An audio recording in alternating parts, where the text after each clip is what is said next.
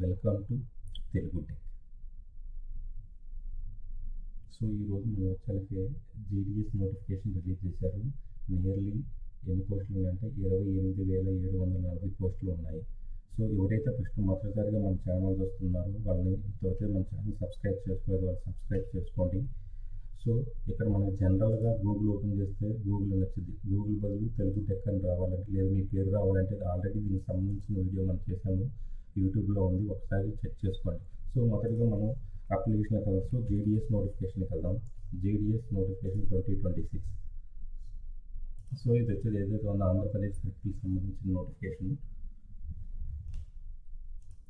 So ఇలా కనిపించింది అనమాట. సో ఇది వచ్చాక మనకి జీడిఎస్ నోటిఫికేషన్ సంబంధించిన వెబ్సైట్. ఇప్పుడు వచ్చాక ఫస్ట్ మనం అప్లికేషన్కి వెళ్ళే ముందు దానికంటే ముందు ఏంటంటే డివిజన్ వైజ్ ఎన్ని పోస్టులు ఉన్నాయో వేకెన్సీస్ చూసుకోండి. సో సెలెక్టెడ్ డివిజన్, నేను సపోజ్ నేను విజయవాడ తీసుకుంటున్నాను, వ్యూ పోస్టెస్. సో ఆ విజయవాడ సరౌండింగ్లో ఏమేమి పోస్టులు ఖాళీగా ఉన్నాయి, ఎక్కడ ఉన్నాయి అనేది మనకి ఇక్కడ క్లియర్గా నోటిఫికేషన్లో కనిపిస్తాయి. ఒక్కసారి చూడండి. సో ఇక్కడ మనం చూసినట్టయితే ఏ కేటగిరీలో ఉన్న పోస్టులు, రిజర్వేషన్, రిజర్వ్డా అన్రిజర్వ్డా అనేది క్లియర్గా కనిపిస్తుంది. మనం బిఫోర్ అప్లికేషన్ అప్లై చేసే ముందే ఒకసారి మనకి ఏ డివిజన్లో ఖాళీలు ఉన్నాయి అంటే మనకి చూసుకుంటే మనకి ఈజీగా ఉంటుంది ప్రాసెస్ అప్లికేషన్ అప్లై చేసుకోవడానికి. తర్వాత మనకి ఇక్కడ కనిపిస్తుంది కదా, హోమ్ అనే బటన్ క్లిక్ చేయండి. సో ఈ హోమ్ అనే బటన్ క్లిక్ చేస్తే ఇది ఇక్కడ మనకు కనిపించిన విధంగా కనిపించింది. సో ఇక్కడ మళ్ళీ క్లిక్ హియర్ సబ్మిట్ చేస్తే ఇక్కడ న్యూ వెబ్సైట్ అనేది ఓపెన్ అయింది మనకి. సో ఇక్కడ న్యూ అప్డేట్ ఇక్కడ వచ్చాకే ఇంపార్టెంట్ డేట్స్ ఒక్కసారి చూడండి. So user registration normal date వచ్చాకే జనవరి 30 నుంచి ఫిబ్రవరి 14 దాకా ఉంది. అప్లికేషన్ వచ్చాకే ఫిబ్రవరి 1 నుంచి ఫిబ్రవరి 16 వరకు ఉంది.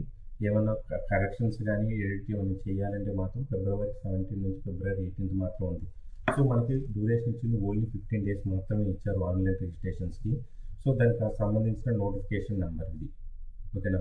సో ఎవరైతే ఫస్ట్ మనం రిజిస్ట్రేషన్ అవుతారో వాళ్ళు click to register and apply. So ఎవరైతే క్యాండిడేట్ కొత్తగా రిజిస్టర్ అవుతున్నారో వాళ్ళు న్యూ క్యాండిడేట్ రిజిస్ట్రేషన్. సో ఇక్కడ మనం మొబైల్ నెంబర్ టైప్ చేయాలి, అలాగే మెయిల్ ఐడిని టైప్ చేయాలి. ఈ రెండింటిని వెరిఫై చేయించాలి.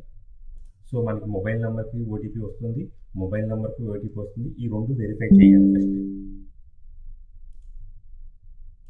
సో మన మొబైల్కి వచ్చిన ఓటీపీని వెరిఫై చేయాలి. ఇక్కడ మొబైల్ ఓటీపీ వెరిఫై అయింది, అలాగే మెయిల్కి వచ్చిన ఓటీపీని కూడా వెరిఫై చేయాలి.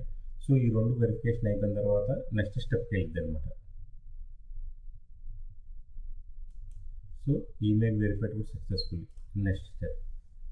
సో ఇక్కడ మన బేసిక్ డీటెయిల్స్ ఇవ్వాలన్నమాట. సో అప్లికెంట్ నేమ్ ఏంది, date of birth, so gender, father name, mother name, community and complete registration. ఈ కంప్లీట్ రిజిస్ట్రేషన్ తర్వాత మనకు ఒక పిన్ వస్తుంది అనమాట. ఆ పిన్ కూడా ఎలా ఉంటుందో ఒకసారి మీకు చూస్తాం. So applicant name, so date of birth and select gender, Guardian name,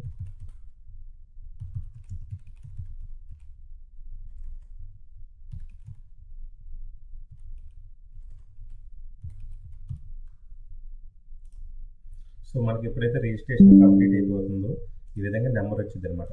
ఈ నెంబర్ని మనం కాపీ చేసుకోవాలి, ఎందుకంటే ఫర్దర్గా మనం ఈ నెంబర్తోనే లాగిన్ అవ్వాలి.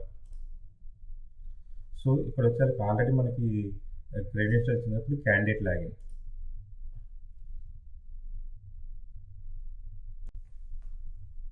సో ఇక్కడ మనం రిజిస్టర్ నెంబర్ని తీసుకోవాలి. మన పాస్వర్డ్ అనేది తెలియదు కాబట్టి ఫస్ట్ టైం లాగిన్ అవుతుంది కాబట్టి ఫర్గెట్ పాస్వర్డ్ అనేది.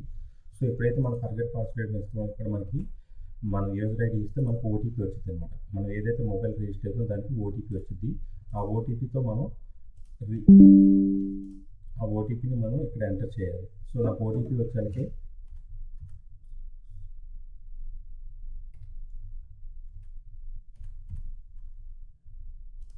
వెరిఫై ఓటీపీ వెరిఫై చేసిన తర్వాత అక్కడ న్యూ పాస్వర్డ్ అనేది సెట్ చేసుకోవాలి. ఆల్రెడీ సిస్టమ్ మనకి డిఫాల్ట్గా కొన్ని పాస్వర్డ్లు ఇచ్చింది. ఆ పాస్వర్డ్ కాకుండా మీకు నచ్చిన పాస్వర్డ్ని సెట్ చేసుకోవచ్చు.